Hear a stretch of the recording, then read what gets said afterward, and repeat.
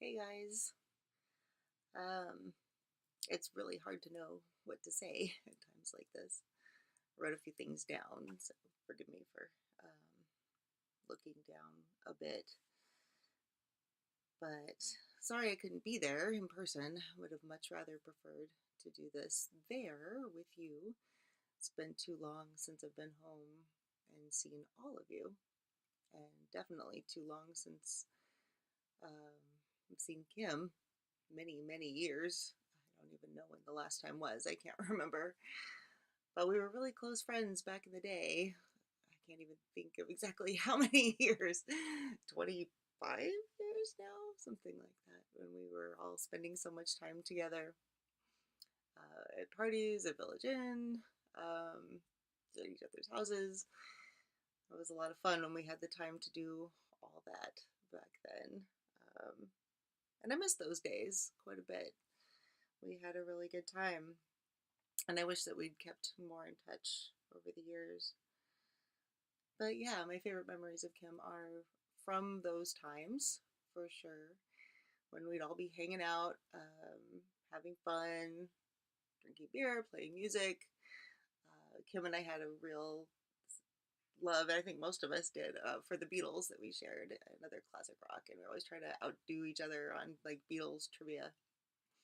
And that kind of thing. And I like to watch her play music with some of you in the band. And she played the bass, which I always thought was really hot. I always liked the bass players. So yeah, that was a lot of fun. As she was always more sensitive than the rest of us, very much with the emotions dialed up to the 11.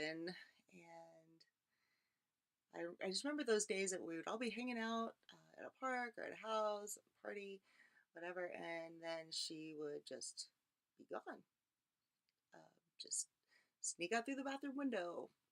Um, and I didn't really understand it at the time. Like, why would anyone want to leave when all the best friends were hanging out together and having a good time? But I guess her sensitivity and introversion would just get to her sometimes, and she would just have to go and take her time by herself, do whatever she had to do. And I began to appreciate that. Like, you can get overwhelmed, I guess.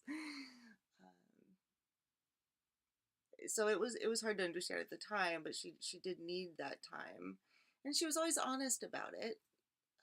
She was honest about everything. She was If she had something to say to you, like, she was pretty straight out about it, and I love that about her. If she loved you, you knew it.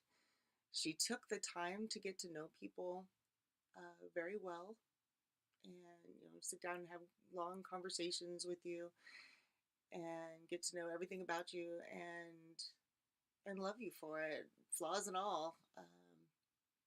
She just was very loving and very kind and very supportive and not judgmental at all. She took you for who you were and made you feel good about it. And I miss that about her. She was a very valuable friend. And yeah, I miss that a lot. Um, the last few years, we really only communicated through social media. And it just blew my mind how good she was at that, at especially Twitter. I don't know why that became her thing, but she was real good at Twitter, and scolded me for being terrible at it, which I still am. I never got it, even though she tried her best. She really did. Tried to teach me how to use Twitter better.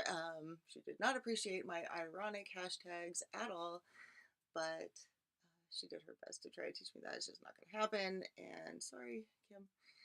Um, but I was just impressed with how much of a voice she found on that platform, which, yeah, she seemed to really get into it. So that's awesome.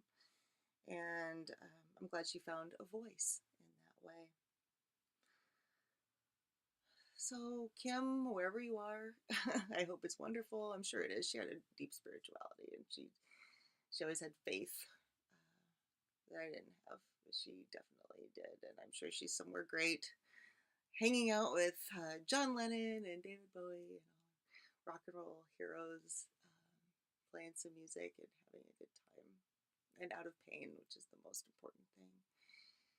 And we'll catch up to you, I guess. So anyway, hug each other for me, love each other, and hopefully we will see you again soon. Definitely sooner than later.